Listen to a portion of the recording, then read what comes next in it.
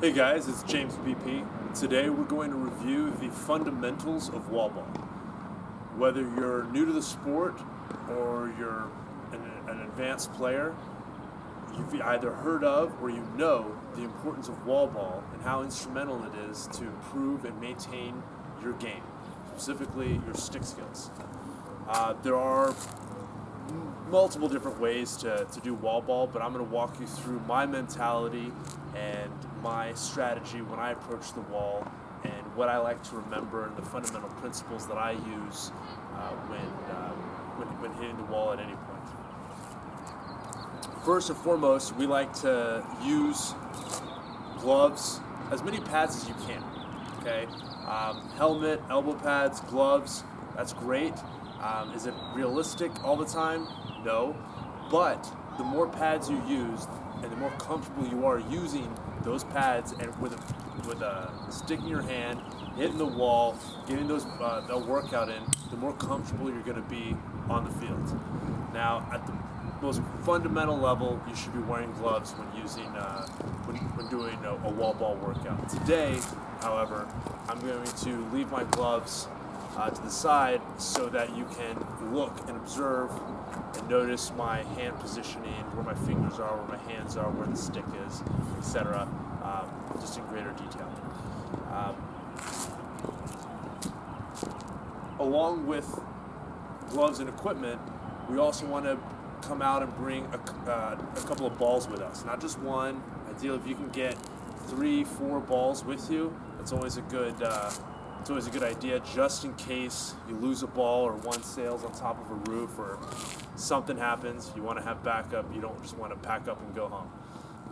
You want to finish your wall ball routine and your workout. The next thing we want that is really important for a wall ball session is, like I said, a good wall. I prefer a smooth brick surface. Sometimes you can find other materials that work. The idea is that when you hit the wall, the ball comes back to you with similar force and velocity. You don't want that ball to hit and then just kind of die and trickle back. That's also another reason why I don't like working with those bounce backs. I mean, you work with what you got, but if you can get out to a wall anywhere in the community or close to your home, that's ideal. All right. The reason being, again, when you hit that ball comes back to you with a good amount of force, similar to a pass.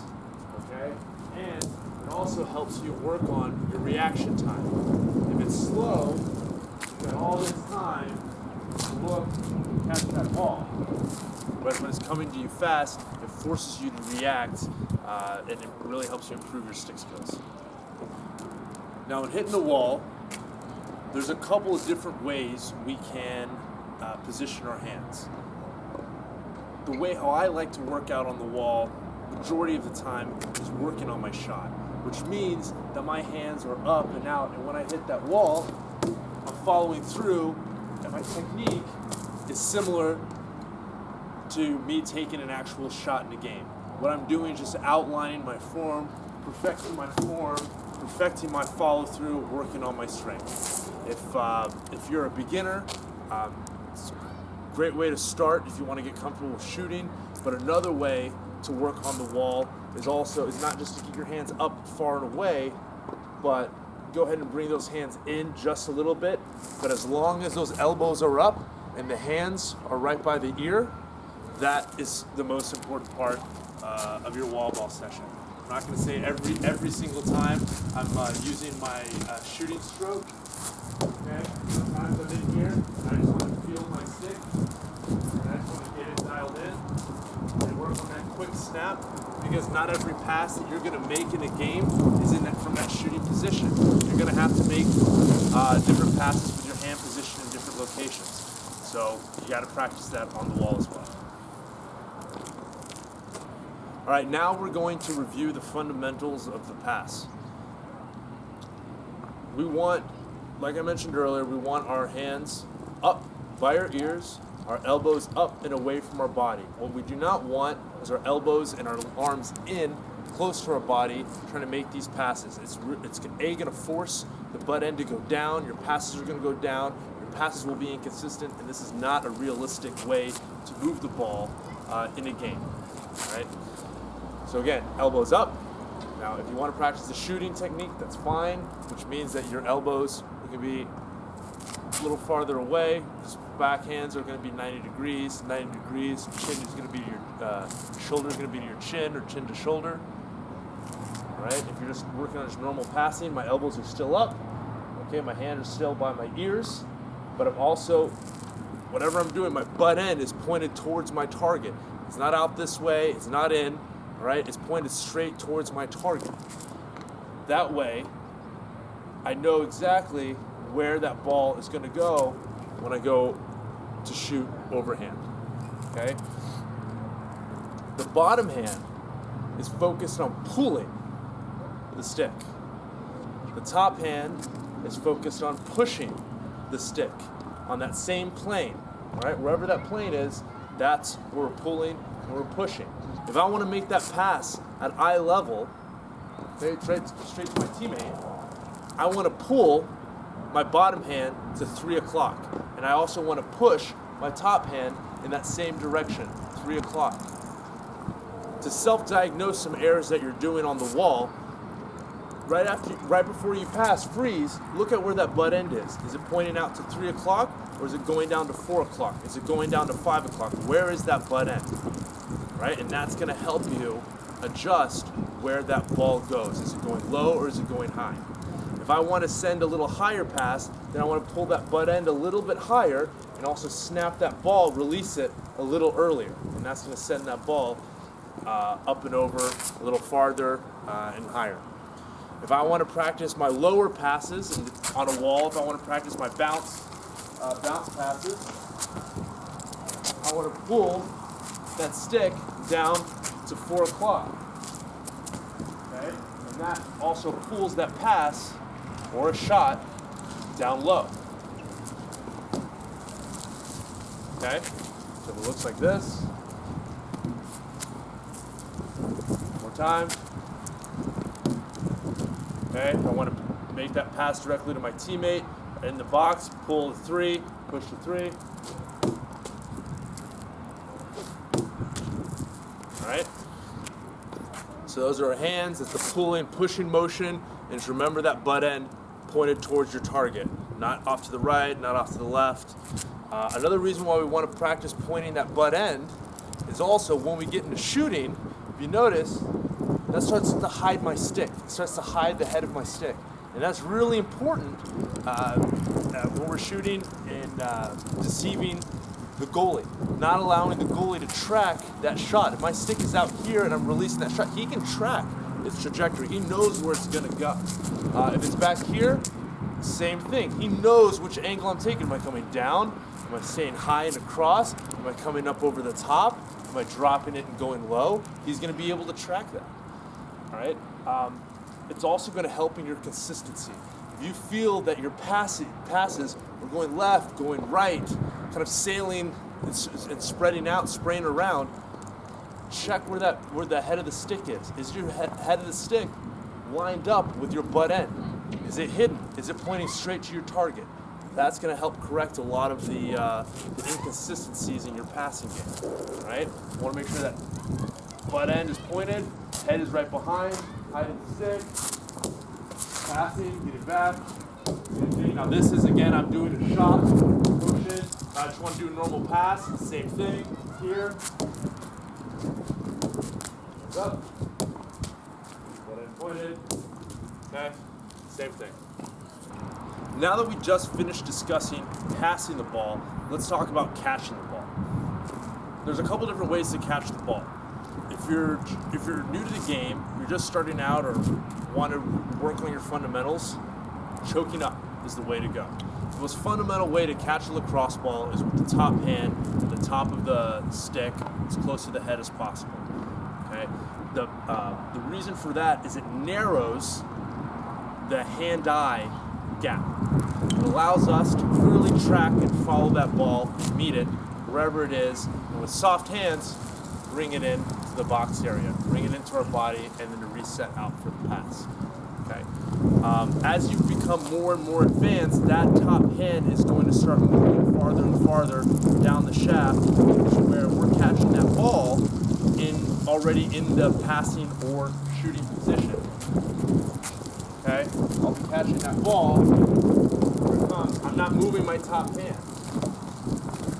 Instead, I'm catching, receiving that ball, and then getting it back up to my passing position. There are times too when I'm working out on the wall that I slide in just my hand. Work on it. Go from a low hand position to a high hand position. Right? Make those adjustments based on where you need to. In that case, that ball went low. I choked up to make sure that I was able to corral that ball in and secure that ball, and then bring it back out. Sometimes I'll keep it high if I want to get that pass back up. Right? See it? I may want to choke up. Change it up. Right? There's no specific way to catch the ball every single time. You're going to find yourself in all different types of scenarios. Practice those different scenarios. Now, wall ball does not begin and end just with our hands and our hand placement or our hand and upper body motion. The feet are also a really fundamental part to our wall ball routine in our passing and catching. Okay, when we are working out on the wall, we do not want to have static feet. Okay, I don't want you to sit there and just go with my feet absolutely in concrete.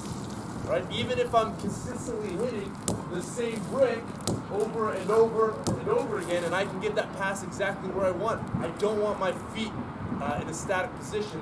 I still want them moving. That gets you more comfortable with moving your feet when you're on the field. And if you notice, my foot positioning, I have my back foot anchored, my front toe, my front knee pointed towards my target. All right, now the stick is in my right hand because that's my dominant hand. So it's going to be my left toe, my left knee that's pointed towards my target, or in this case, the wall. All right, I'm not parallel with the wall. I'm not squaring up to the wall. I'm just giving static motions. Okay, this is not going to help my passing game. That's not going to help my shooting game. It will, however, help your quick stick game, which we'll get to a little bit later on, right? So, as we're working out, we want our feet staggered, opposite side toe pointed towards our target, all right? Even if that ball moves, even if that ball comes right to our stick, we still want to move the feet. You want to make little micro adjustments, go to the right, that's fine. Adjust to the left, that's fine. Practice stepping in to your pass. The weight distribution when you pass goes from the back foot to the front foot, okay? So we want to be able to have a momentum and our weight and our power go from the back side of our body to the front and push it through to our hands, to the head of the stick, and to the ball, right?